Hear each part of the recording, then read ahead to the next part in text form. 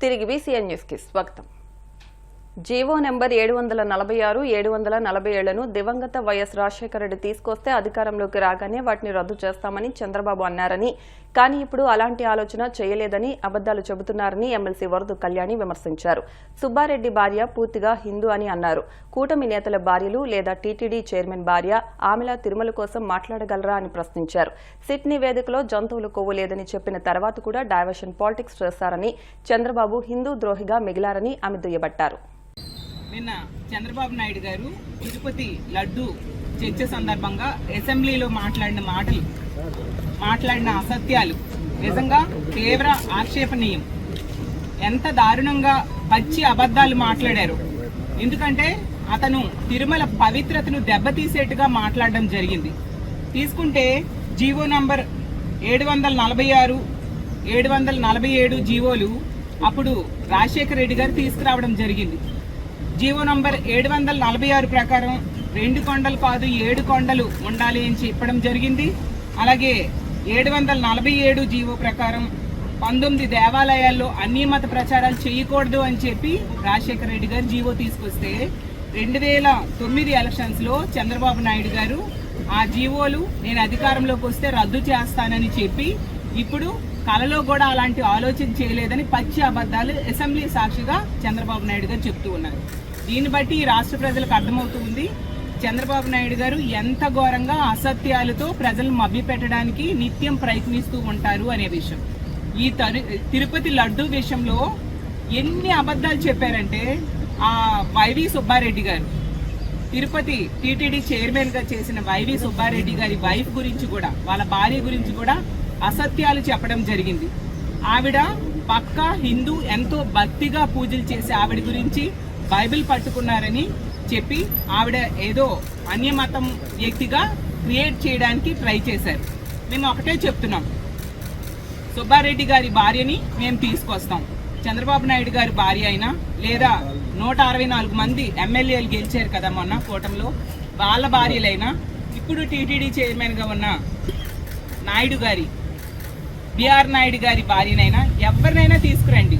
మా సుబ్బారెడ్డి గారి భార్య తిరుమల గురించి, తిరుమల సాంప్రదాయాల గురించి, అలాగే అక్కడ ఆచారాల మీద, అక్కడ స్థల పురాణం మీద అరగంట సేపైనా గంటైనా ఆవిడ అనర్గళంగా మాట్లాడతారు. మీ ఇంట్లో ఆడవాళ్ళు ఎవరైనా ఆ విధంగా మాట్లాడగలరా? అంతగా ఆవిడికి దైవభక్తి ఎక్కువ. అసలు నిజం చెప్పాలంటే ఈ తిరుపతి లడ్డు విషయంలో ముందు నుంచి కూడా చంద్రబాబు నాయుడు గారు అసత్య ప్రచారాలు చేస్తూ తిరుమల పవిత్రతను దెబ్బతీయడానికి ప్రయత్నిస్తూ, అలాగే ఆ దేవదేవుడైన వెంకటేశ్వర స్వామి భక్తుల మనోభావాలకి ఎంతగానో ఇబ్బందులు గురి చేస్తూ అతను ప్రవర్తించిన పరిస్థితి మనం చూసాం. గత సంవత్సర కాలంగా చెప్తూ ఉన్నారు.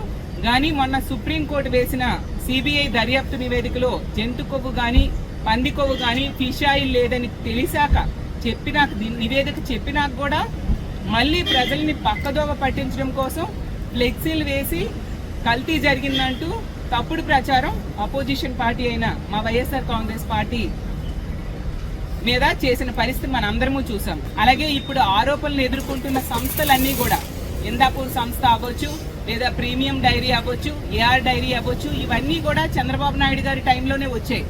అలాగే నెయ్యి శాంపుల్స్ తీసుకెళ్లింది కూడా చంద్రబాబు నాయుడు గారు ముఖ్యమంత్రి అయ్యాకే. కాబట్టి ఈ లడ్డు వ్యవహారంలో ప్రతి సందర్భంలో కూడా చంద్రబాబు నాయుడు గారు భక్తుల మనోభావాలను దెబ్బతీశారు, హిందువుల మనోభావాలను దెబ్బతీసిన పరిస్థితి మనం చూసాము.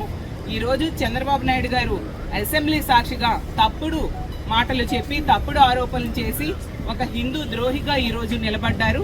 కాబట్టి దీన్ని మేము తీవ్రంగా ఖండిస్తూ ఉన్నామని తెలియజేస్తూ ఉన్నాను. ఎప్పటికైనా ఇలాంటి తప్పుడు ప్రచారాలు మానుకోండి అనేసి చంద్రబాబు నాయుడు గారికి అలాగే కూటమి నాయకులకి తెలియజేస్తూ సెలవు తీసుకుంటాం. శాసనసభ సమావేశంలో కాకినాడ రూరల్ ఎమ్మెల్యే పంతం నానాజీ గృహ నిర్మాణ లబ్ధిదారుల సమస్యలను బలంగా ప్రస్తావించారు.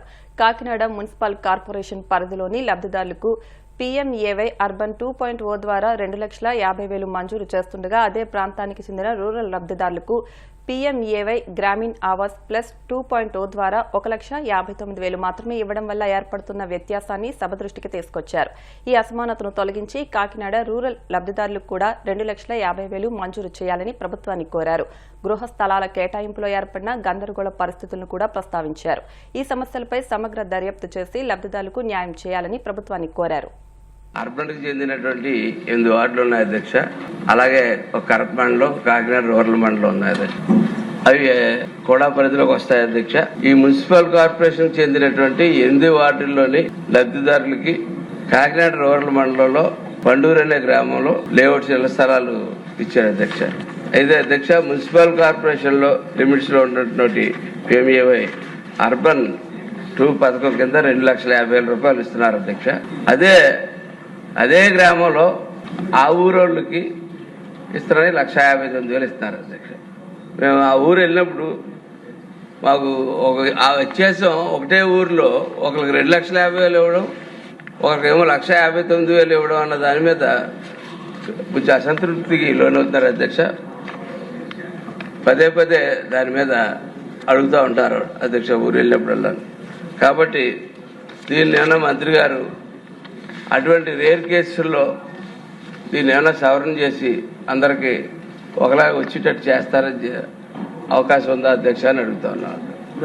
అలాగే కాకినాడ ప్రాంతంలో అనేక చోట్ల కొన్ని 100 ఎకరాలు లేఅవుట్లు వేశారు అధ్యక్ష. కానీ అవి ఫిల్లింగ్లు చేయలేదు, ఏం చేయలేదు. పట్టాలైతే వేలాది పట్టాలు ఇచ్చారు. ఆ పట్టాలకి ఎవరికి కూడా సైట్ చూపించలేని పరిస్థితులు ఉన్నారు అక్కడ. వాళ్ళేమో ఆ లబ్ధిదారులు ఆ పట్టాలు పట్టుకుని తిరుగుతూ ఉన్నారు. ఆఫీసర్లకు అయితే అర్థం అవ్వకుండా బుర్రలు పట్టుకుని ఉంటున్నారు అధ్యక్ష.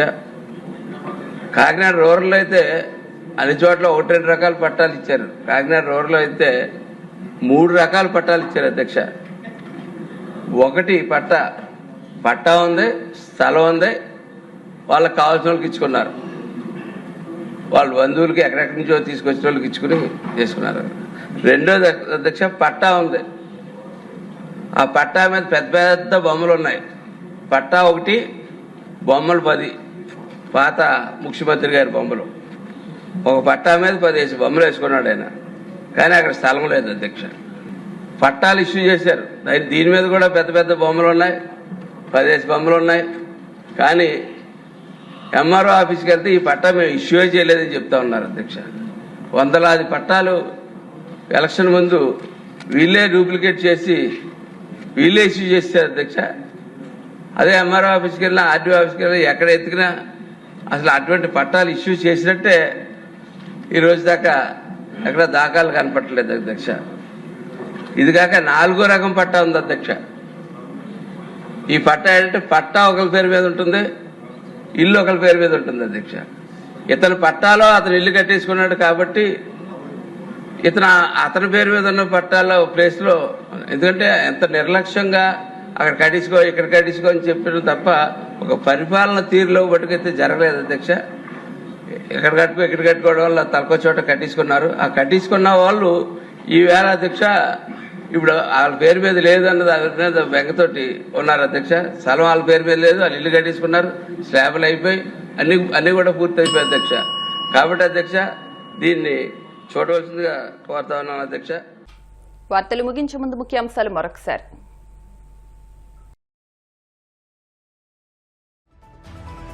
రాజమహేంద్రవరంలో కల్తీ పాల బాధితులను పరామర్శించిన మంత్రి కందుల దుర్గేష్. మెరుగైన వైద్యం కోసం ప్రత్యేక నిపుణుల పర్యవేక్షణలో చికిత్స అందిస్తున్నట్లు వెల్లడి. జగన్ హయాంలో నిలిచిపోయిన 88 కేంద్ర ప్రాయోజిత పథకాలను పునరుద్ధరించామన్న మంత్రి పయ్యావుల. వైసీపీ విధ్వంస పాలనలో నిర్వీర్యమైన వ్యవస్థలను గాడిలో పెడుతున్నామని వెల్లడి.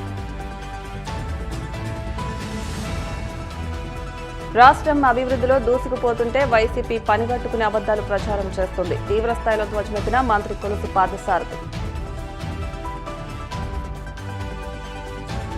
వెలుగొండకు ప్రాణం పోసింది వైఎస్ఆర్ కుటుంబమేనన్న వైసీపీ ఎమ్మెల్సీ మాధవరావు. వ్యవసాయం దండగన్న చంద్రబాబుకి ప్రాజెక్టులపై మాట్లాడే హక్కు లేదని ధ్వజం.